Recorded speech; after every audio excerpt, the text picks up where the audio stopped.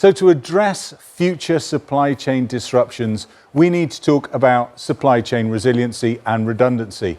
And we need to face the reality, replacing decades-old efficiency-based supply chain models with models focused on resiliency is hard. Here to explain how to recalibrate your pre-pandemic supply chain digital transformation strategy to address both resiliency and future efficiency needs, our closing keynote. He is a global technology and digital executive with over 23 years of experience in the industry, spanning both startups and top-tier Fortune companies. Most recently, he was the global head and CIO of digital manufacturing at ABB. Good afternoon and hello, Ranjan Ghosh. Hi, Adam. Hello, sir. How are you? I'm doing fine. How are you doing? Yeah, I'm very well, thank you. Before you begin your session, Ranjan, just a quick question, if I may. According to Publicis Sapient, only 17% of retailers have full inventory visibility, including in stores, in transit, and in returns. Before you go on to talk about digital transformation, is there an argument that houses need to be put in order before they are painted? Actually, you need to address both. You need to address how you can paint your house or how you can get your house together as well as you paint. The reason being is until you actually know how you have your own visibility, you cannot really address the entire visibility in the supply chain as well. But if you don't look into overall end-to-end supply chain process, you will leave out a critical element of knowing how much inventory you have in the entire supply chain process. Thank you very much, Steve. Well, looking forward to hearing a lot more from you. Just so you all know the way this works now, I'll be back after Ranjan has given us his session. Please, please, please pop on your thinking caps, raise your virtual hands, and do get involved. So brilliant to see so many of you asking questions earlier. It's what makes this tick. So look forward to speaking to you in a bit. Ladies and gentlemen, Ranjan Ghosh. Thank you, Adam.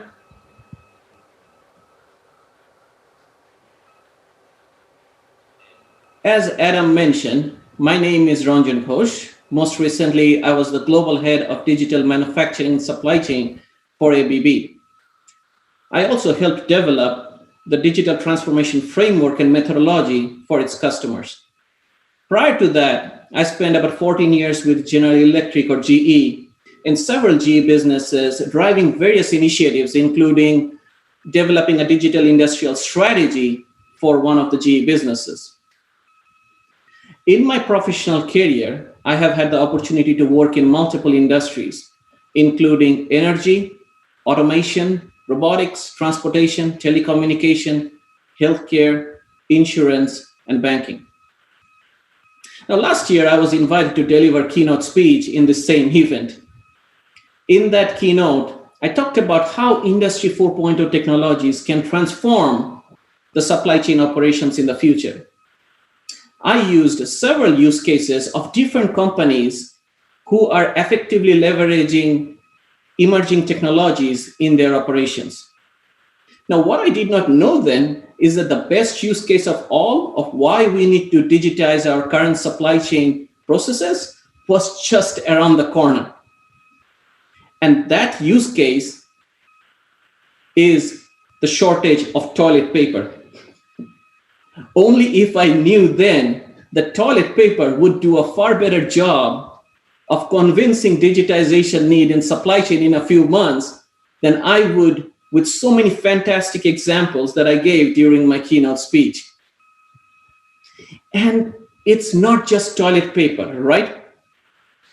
During COVID-19 crisis, we saw shortages in many items like vegetables, dairy products, eggs, sanitary wipes, hand sanitizers, medical devices, drugs, and the list just went on.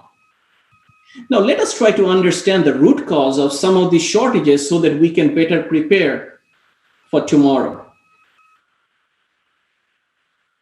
Well, let's start with something that we cannot do without: toilet paper. Around early April, just as we always do, my wife and I were at a grocery store in one weekend. Now, when we are at a grocery store, No matter whatever I pick from the shelves, according to my wife, it is always the wrong item. I never seem to be able to pick the right item from the shelves. So my incompetence in grocery shopping usually leaves me with a lot of free time in my hand at the store, which I usually spend by either standing in one place or walking around the store. So that day I stood near the toilet paper aisle. What I noticed is that about 40% of the people came and directly headed towards a specific toilet paper brand. They knew exactly what they were looking for.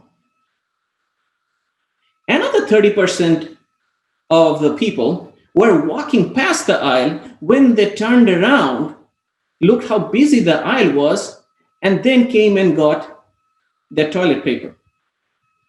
The remaining 30% were standing far away, watching others, and then chose to walk towards the aisle to go and get toilet paper. Panic buying and following what other people does is human nature, and was a contributing factor for not just toilet paper shortage, but also for other grocery items. However, that is not what started the toilet paper shortage. I don't know how many of you know this, but the toilet paper that you pick from the stores for your house is not the same toilet paper used in restaurants, offices, hotels, hospitals, and other commercial places. They are either from a different manufacturer or the same manufacturer with a different quality of products that follows a totally different distribution network. So as everyone remained at home 24/7 during the lockdown period, they used restroom at home a lot more often than they did before, and that created more residential toilet paper demand, approximately 40% more consumer market toilet paper demand, according to Georgia Pacific. On the flip side, there were 40% excess supply of industrial toilet paper as no one visited the commercial places. Unfortunately, the supply chain channels were not resilient and flexible enough to understand that quickly and send the excess supply to the consumer market. So the same situation occurred with the dairy, meat, eggs, and other grocery items. People were eating at home more and eating out less, creating an excess demand and empty shelves in our grocery stores, while milk, eggs, vegetables, which were supposed to head to the restaurants and to schools, were simply just destroyed and thrown away. Now, some of these shortages, like hand sanitizers and sanitizing wipes, were purely due to the increased unexpected demand. Pre-COVID-19, very few of us thought about wiping hands with sanitizers 30, 40 times a day. The reason shortage for hand sanitizers lasted for so long, though, is because the increased demand took a long time to go upstream in supply chain process and create additional demand in necessary raw materials. So what happened then in the drug market? Why would the drug prices for other medical conditions go up when we did not even have any proven treatment of COVID-19 itself? In fact, the drug prices started to go up in certain cases well before we went into lockdown in many countries. Now, what many may not know is that India is the largest generic medicine manufacturer of the world. And 70% of India's raw materials comes from China, which is the largest active pharmaceutical ingredient, or what is known as API, producer of the world. And 1/3 of that pharmaceutical raw materials comes from, guess where? Ground zero of COVID-19, Hubei province in China. So as Hubei province went into lockdown early this year, drug markets started to feel the effect due to mostly this single-threaded supply chain. In fact, 60% of the world's supply chain disruptions led back to China either through a primary or a secondary tier distribution network. So single-threaded supply chain can be an issue during times of disruption. Now, what this really means is that for us to avoid future supply chain disruptions, we need a supply chain process that is both resilient and flexible. And to meet that goal, many manufacturers are now talking about bringing portions, if not all of their production capability, closer to customers. Great, problem solved, right? Well, not quite. Here's the problem. For decades, our supply chain models have been built based on efficiency and cost reduction. It always has been, and it always will be, regardless of who tells you otherwise. The goal has always been, how do we deliver cheap products quickly to our customers? Now, when you throw in resiliency into that mix, it creates an issue. That is because efficiency and resiliency are somewhat competing priorities in traditional supply chain. How so? Well, for you to build resiliency in your supply chain process, most likely you will need to build a backup, a failover process. And there's a financial burden for doing just that. On the flip side, to be fully efficient and provide the cheapest product to your customer, you will need to eliminate any extra process steps and build product from the cheapest location possible, most likely with a single-threaded distribution channel to keep your costs down. Now, you may say, okay, Ranjan, I get your point, but my company will compromise some efficiency and profit for the sake of resiliency and risk mitigation. It makes sense, right? I mean, who wants to go through what we just went through in the last few months? What I will say to that is that for a short-term plan, that may be okay. But in the long run, that type of a compromise is just not sustainable for most industries. Even if you want to do that, your competitors will not allow you to do just that. Competition will demand absolute efficiency on your part for you to sustain in the industry. Whole world did not really move production from their countries to China only because it's a beautiful country with very nice people. They moved it because of its cheap labor. They moved it because of a distribution network that is reasonably free from political and environmental disruption.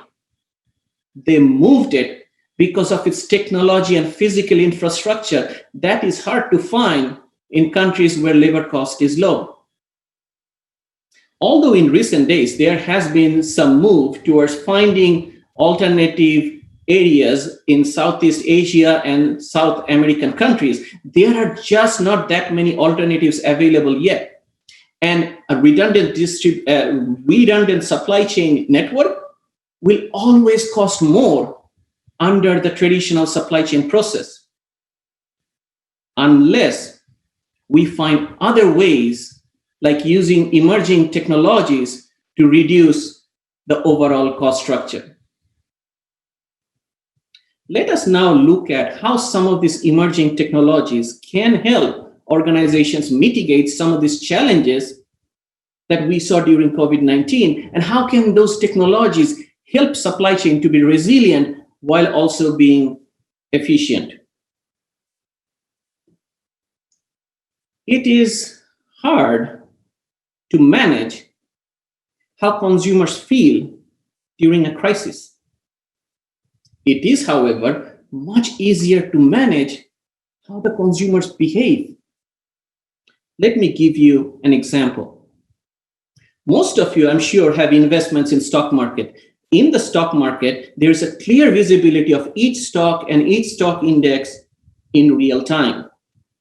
During disruption or for any other reason, if the stock price or index falls too rapidly, there's an automated mechanism named a circuit breaker that kicks in to halt trading to allow the investors and market to settle down. Now, why can't we have something like that for the products that we purchase from retail stores? Why did most of the retailers not ration the necessity items like food and milk within a couple of days of the abnormal purchase patterns that we saw, instead of waiting for 2-3 months that they did in most cases? The reason they could not do that, though, is because for most products, we currently only have one-tier visibility in supply chain. Retailers can only see how much stock there is in the regional distribution center. Regional distribution center can only see how much stock there is in the central distribution center. Central distribution center, if they are lucky, can only see how much manufacturers are forecasted to produce. That is where smart supply chain control tower or digital twin concept can really be helpful. They can help build that resiliency without compromising much efficiency. For example, Medtronic, one of the largest medical device manufacturers, they have created a digital twin of their end-to-end supply chain. Although it is in its early stage, this digital twin allowed them to react during pandemic in a timely manner. With a complete real-time supply chain visibility, many necessity product suppliers could have quickly understood the issue during pandemic to start rationing early and route products from the commercial and industrial distribution channel to retail and residential channel. Besides real-time visibility, digital twin with the help of AI can provide capability to run simulation analysis to optimize cost, inventory, and distribution speed.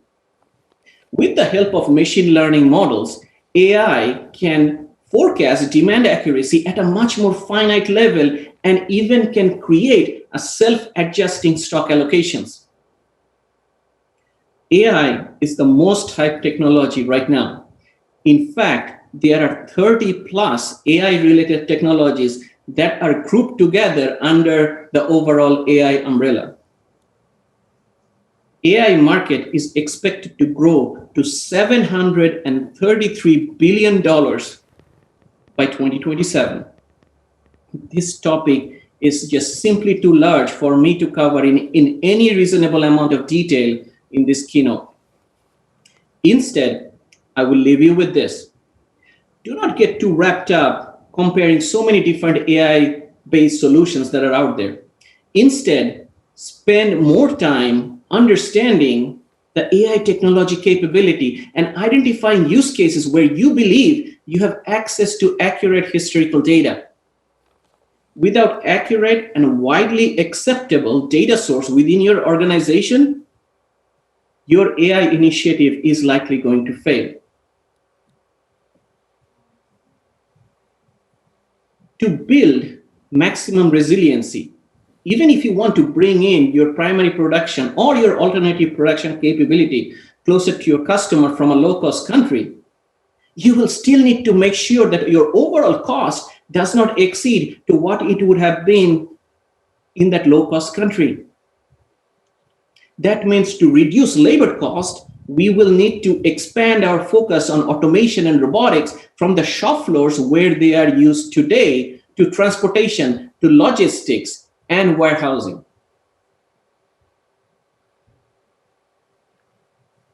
Most products built today are far more complex than what similar product was even a decade ago. Think about the car that you drive. They have many more features and functionalities today than the car you had in 80s and 90s. In traditional manufacturing, with more features comes a lot more build complexity, and with more complexity comes a lot more sub-assemblies and parts, and along with it, many suppliers for you to deal with. To reduce production cost, as well as to reduce risk of supply chain disruption, you need to look into how your company can embed additive manufacturing technology during the production process. Now, I know that speed of production of additive technology, cost per unit, metal parts qualification has been some of the issues of using this technology in a mass production environment. However, there has been some notable improvements done in the technology in the last year or so for you to go back in there and look at this technology to see how you can start embedding this technology within your manufacturing platform. Along with additive technology, factories that can modularize their production and can adapt to demand changes will create agility without increasing a lot of cost. So you need to look into how within your manufacturing platform, you can modularize your current production capability so that you can build that agility within your manufacturing environment.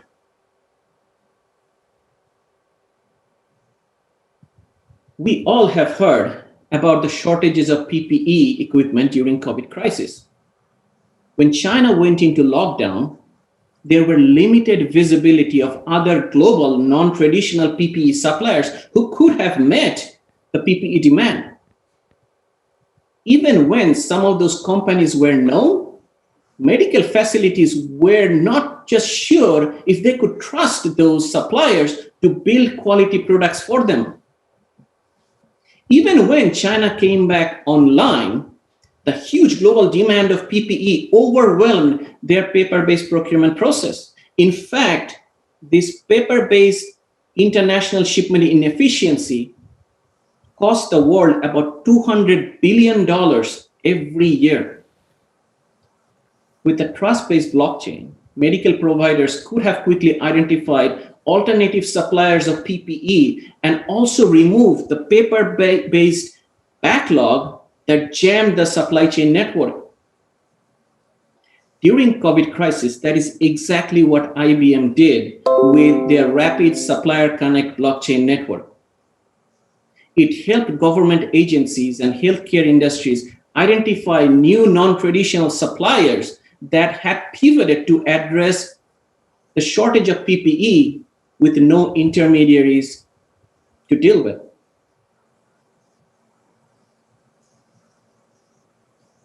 One of the very few positives of COVID-19 has been that it has exposed all of us to the possibilities of remote working across industries, domain, and businesses.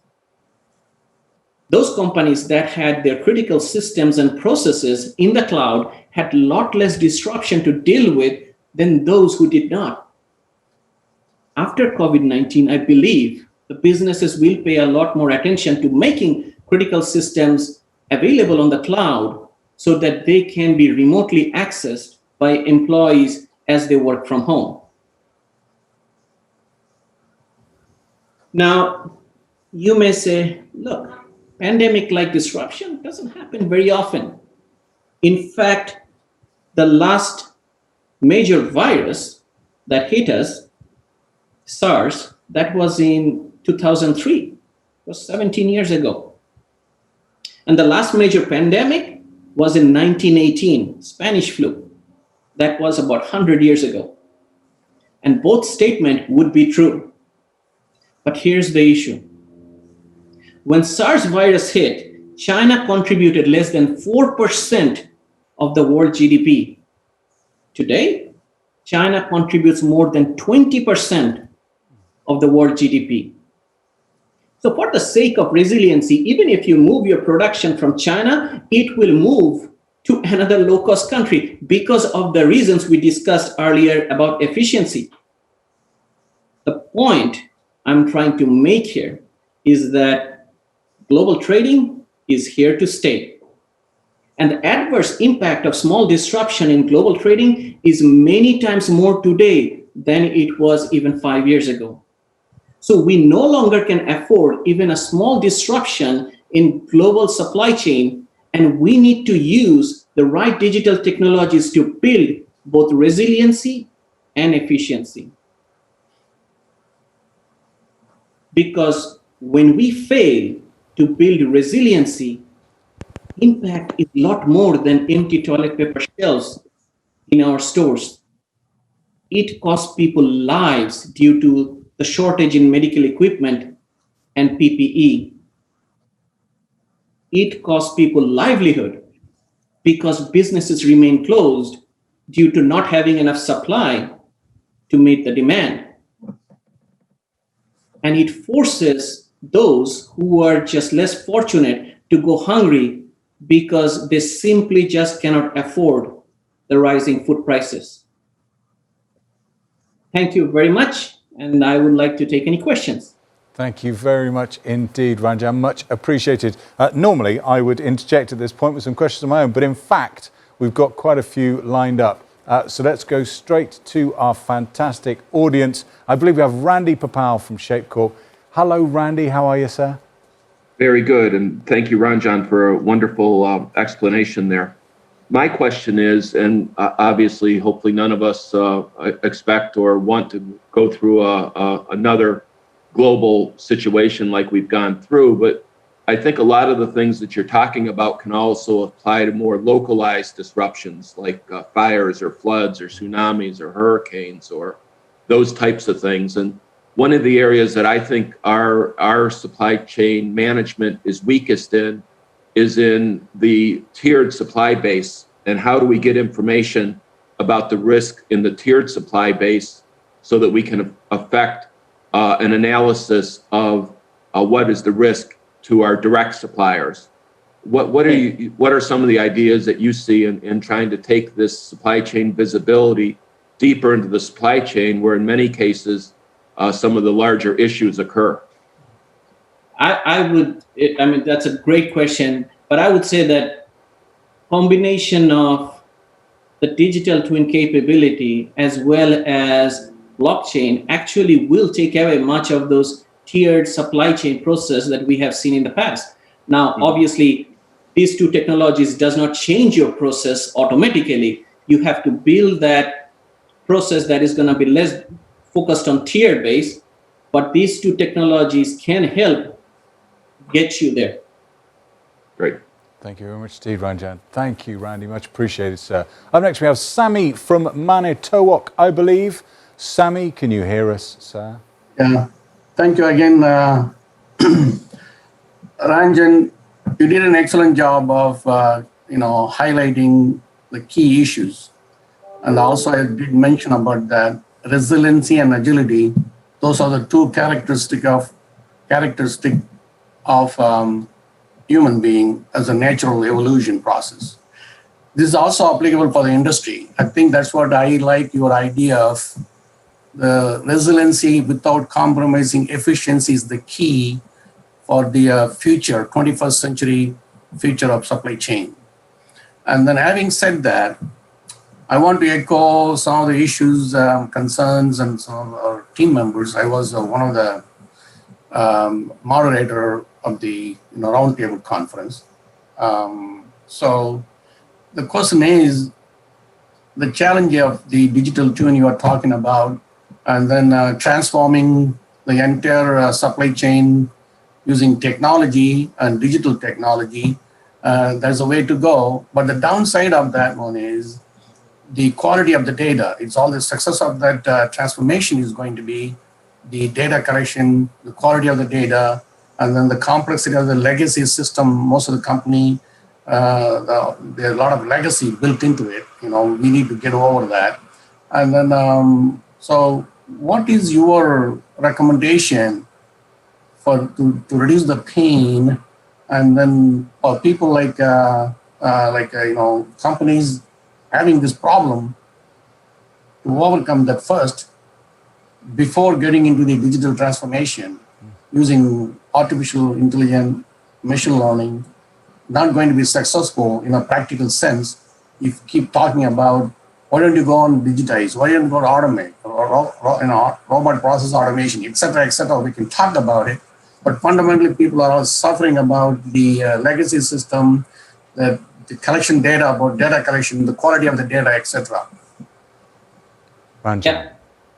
What you mentioned is absolutely a key issue, right?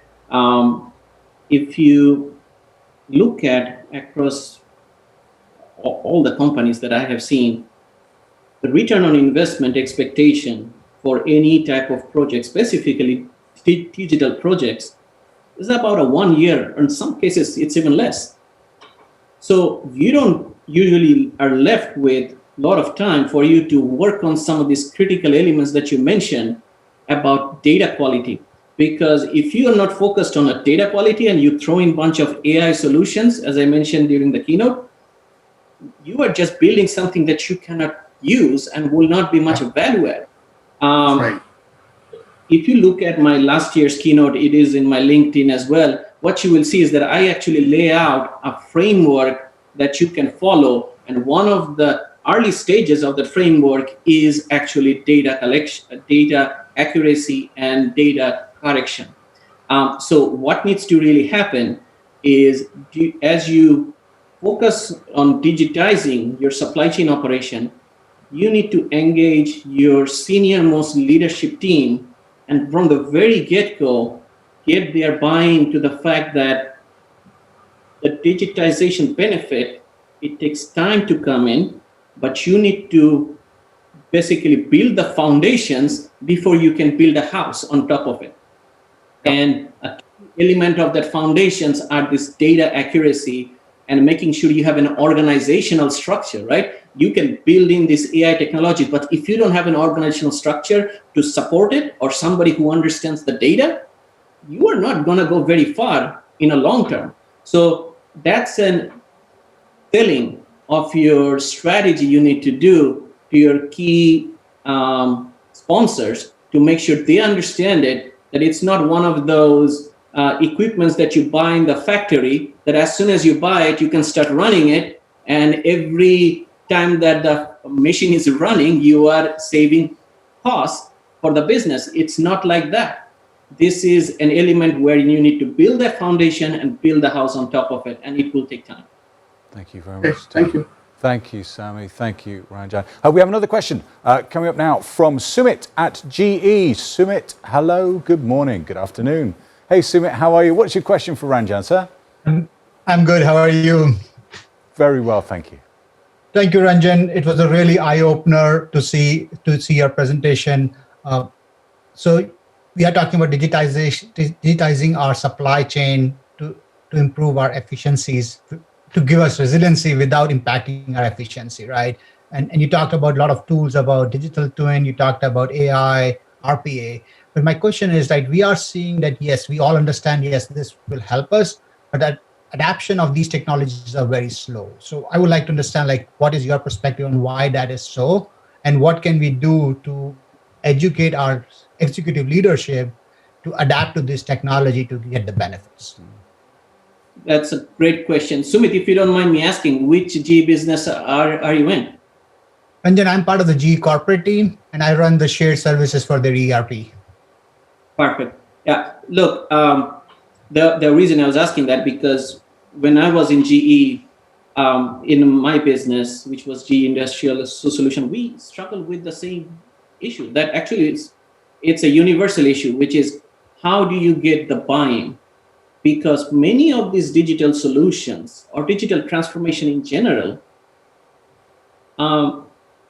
it's not like you have seen what it can do in the past in most of the organization. You are trying to make an investment. In certain cases, your supply chain leadership team have to make commitment without seeing any previous examples of what it can do. And that creates an issue as it relates to this buying and the engagement. What I have found helpful, Sumit, is that a key element to that is when you start doing deployment of the solution, if you are in the IT or technology side, it doesn't matter either you're on the functional side or on the IT or technology, but if you are, you need to make sure that you have individuals who are extremely driven and motivated and passionate on what you are trying to deploy, who can be that go-to person for your functional partners. So you need to find either a plant manager or a supply chain sourcing person in a factory, who is that person, because when they become the driver, it is much more acceptable than somebody who has worked with technology in the past all of their lives, right?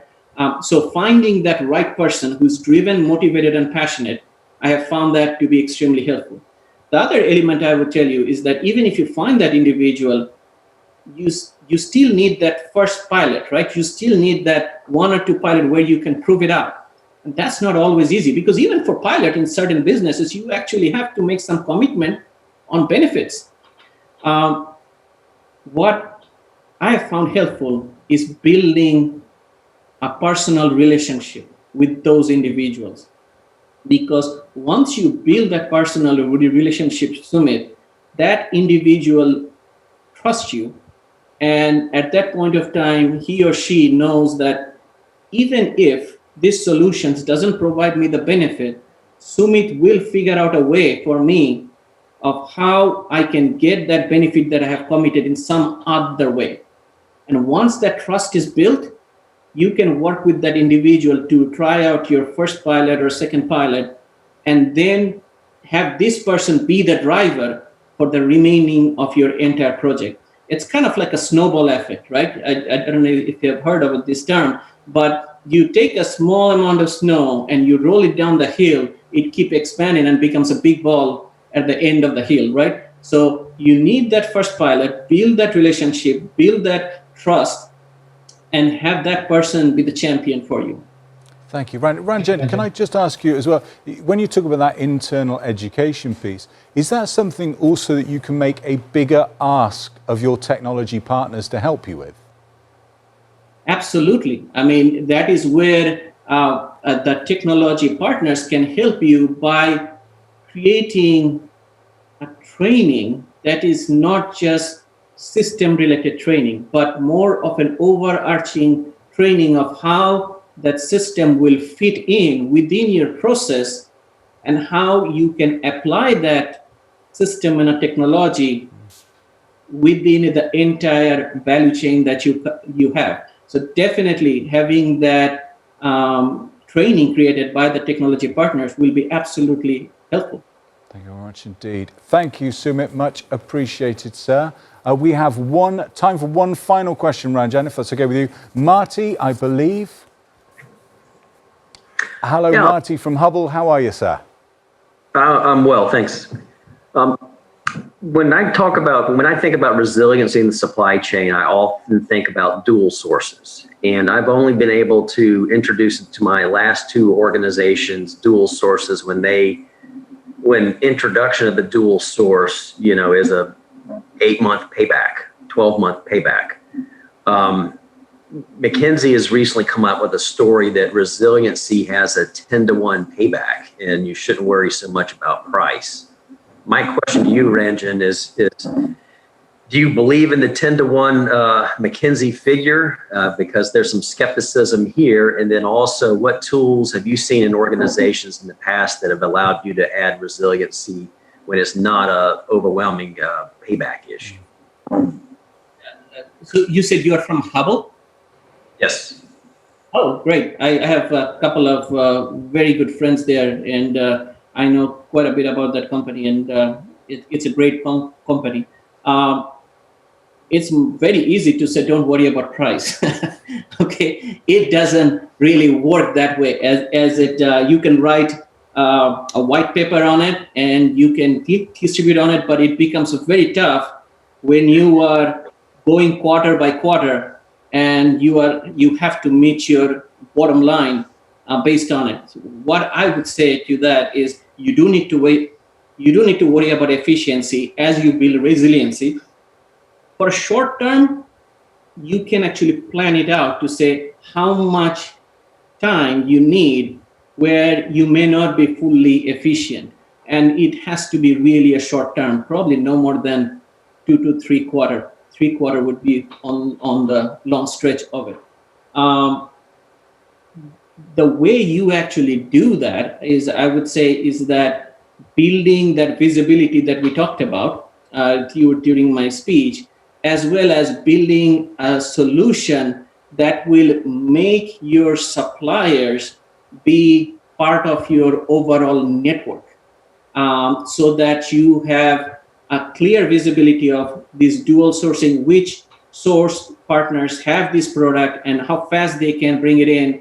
And obviously you need to make sure that they are in different locations so that you don't get into those future disruption issues.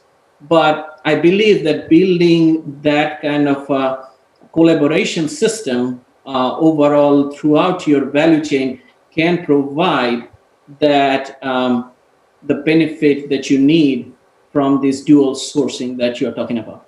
And I will do, Ranjan, the nasty bit so Marty doesn't have to. Do you believe the McKinsey report's a 10-to-1 payback?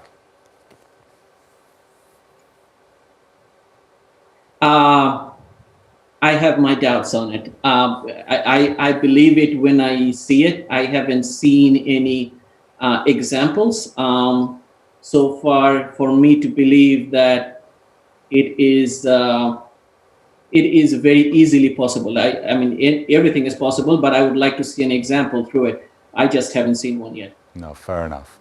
Marty, thank you very much indeed, sir. Have a great rest of the day, great rest of the summit. Ranjan, thank you for a brilliant end to day one. Again, have a great rest of the day and a great rest of the summit. Thank you very much indeed, Ranjan Ghosh. Thank you, Adam and the team. It was great. Thank you, sir.